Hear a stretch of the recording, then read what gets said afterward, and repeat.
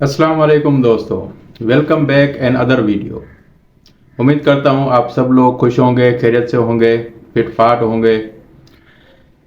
इस वीडियो में हम डिस्कस करेंगे 2022 में आने वाली जो फ्लड आई उसमें कौन कौन सी तबाहकारियाँ और कौन से गाँव को सबसे ज़्यादा तबाह किया इस फ्लड ने। तो आज का हमारा टॉपिक यही है। तो एक गांव को हमने डिस्क्राइब किया हुआ है, हमने उसको विज़िट किया। विज़िट करने के बाद वहाँ से कुछ नॉलेज हासिल की और उसके बाद जो जो वहाँ पे रहने वाले थे उनके साथ क्या क्या परेशानियाँ दरपेश आईं, उनसे बात की और उसी का हवाला आज के वीडियो में हम आपको देंगे। उम्मीद करता हूँ आपको ये वीडियो बहुत ही ज़्यादा पसंद आएगा। तो ये बात है डिस्ट्रिक्ट खैरपुर के एक छोटे से गांव की, जहाँ पे हम विज़िट पे गए और वहाँ से जो वहाँ के रिहायशी थे उनसे हमारी बात हुई। तो हमने तफसीलन तो बात नहीं की क्योंकि बहुत उनकी कहानी जो थी दुख भरी थी, बहुत तकलीफ़ दह कहानी थी उनकी। चंद लोगों से ही मिल पाए, इतना ही टाइम मिला कि कुछ लोगों से हम नॉलेज ली उनकी।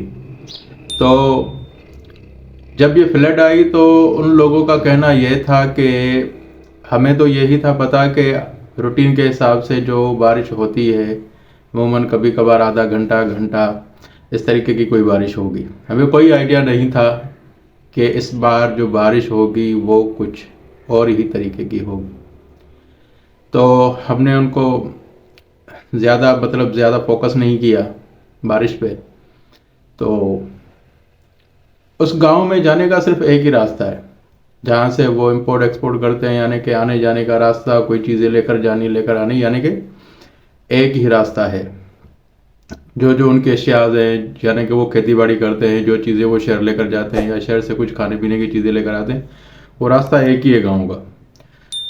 तो उनके जहन में कोई उनको आइडिया नहीं था कि ये जो फ्लड आई थी उसमें हमारे साथ क्या क्या कुछ हो सकता है।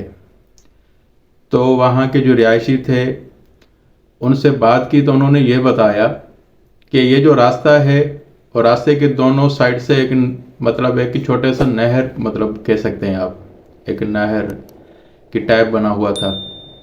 तो उसमें वो पानी स्टोर हो रहा था, यानी कि जो थोड़ी बहुत बारिश हुई थी तो उसमें वो पानी स्टोर हो रहा था। तो उनको यही अंदाज़ा था कि ये जो बारिश होगी वो आम रूटीन से जो बारिश होती है थोड़ी बहुत, अगर ज़्यादा से ज़्यादा क्या होगा, ये जो नहर की टाइप हमारे पास डैम छोटे से बने हुए हैं वही फिल हो सकते हैं, उससे ज़्यादा कुछ नहीं हो सकता। पर जब एक रात कंटिन्यू बारिश चली और अगले दिन तक वो चलती रही तो उनको अंदाज़ा हो गया कि भाई अगर अभी 1 घंटा 2 घंटे या 3 घंटे बारिश और भी चलती है तो ये रास्ता ख़त्म हो जाना है। तो उनको बेहतर यही लगा कि यहाँ से माइग्रेट हो जाए, वरना मामला और ख़राब हो सकते हैं। तो कुछ लोगों का कहना यह था कि नहीं, बारिश जितनी थी वो हो चुकी है, इससे ज़्यादा बारिश नहीं होगी तो माइग्रेट नहीं करेंगे। तो जो कुछ सियाने बंदे थे जिनको समझ में आ रहा था कि हो सकता है, पॉसिबल तो है ना, हो सकता है कि अगर बारिश आ जाती है फिर यहाँ से निकलना भी बहुत ज़्यादा मुश्किल हो जाएगा क्योंकि दूसरा रास्ता है ही नहीं। तो जिन लोगों की सोच ये थी वो तो माइग्रेट करके चले गए और वो ठीक भी थे। और जिन लोगों ने सोचा कि बस बारिश जितनी थी वो हो चुकी है, इससे ज़्यादा बारिश हो नहीं सकती, तो वो वहीं पे रहे। अभी बारिश होती रही, बादल गरजने लगे, स्लोली वो बारिश की स्पीड जब पकड़ ली तो उनको फिर समझ में आया कि भाई हम निकल जाते तो ही बेहतर था।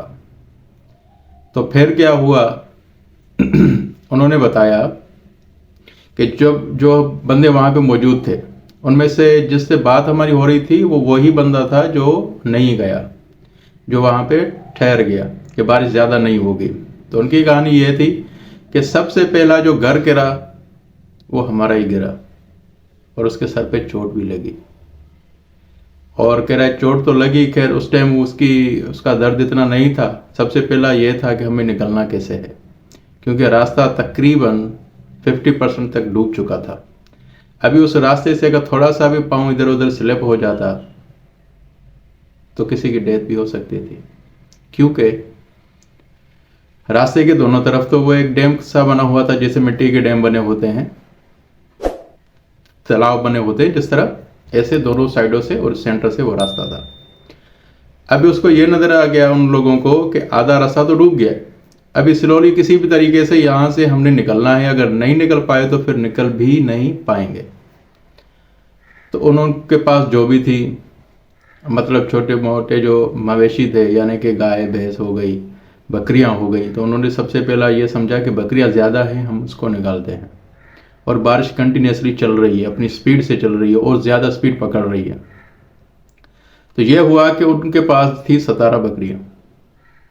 जब बकरियां उन्होंने निकाली उस रास्ते से, निकालने के बाद वो पानी का बहाव ऐसा आया स्पीड से, इतनी स्पीड से बारिश थी कि वो बकरियां जो थी वो भी चली गई पानी के अंदर, क्योंकि वो रास्ता तो बिल्कुल डैमेज हो चुका था। सेंटर से एक ब्रिज बनी हुई थी, वो भी ख़त्म हो चुकी थी, बिल्कुल डैमेज हो गई थी।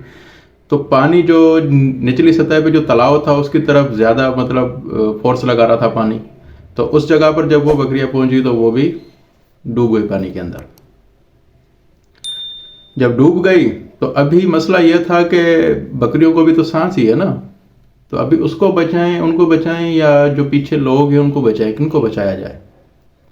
तो जो लड़के कुछ ऐसे थे, उन्होंने यही मतलब डिसाइड किया कि कुछ लोग जाते हैं पीछे, घर वालों को निकालते हैं, या जो हमसे निकल सका वो निकालते हैं, बाकी कुछ लोग जो है ना पानी के अंदर उतरेंगे और बकरियों को बचाएंगे। जिसमें से 2 बकरियां डूब गई, बिल्कुल डूब गई पानी के अंदर। बहरहाल बाकी जो 15 बकरियां थी उनको तो बचा लिया उन्होंने। जो डूब गई वो बिल्कुल छोटी सी थी बकरियां, वो पानी के अंदर ही चली गई, वो नज़र भी नहीं आई क्योंकि इतनी स्पीड थी पानी की। अब चलो जो हुआ सो वो तो हो गया, अल्लाह का करना ऐसा था कुछ। उसके बाद जब उन लोगों ने उन बकरियों को निकाल कर मतलब खुशकी पर लाया, उसके बाद वो वापस गए हैं बंदों को निकालने के लिए। तो सेम सिचुएशन उनके साथ भी हुई, सेम सिचुएशन। वो मंजर जो था जिससे हम बात कर रहे थे, वो लोग यानी कि उस कंडीशन में भी नहीं है अभी भी कि वो बता पाए। बहरहाल बहुत बुरे हालात थे उस टाइम, लोगों की जान नहीं गई, कुछ मवेशी मर गए, किनके घर तो बिल्कुल ही ख़त्म हो चुके जो आज तक नहीं बने, पर वो कोशिश में लगे हुए हैं, क्योंकि कुल्ले शैन कदीर तो अल्लाह ताला की ज़ात है।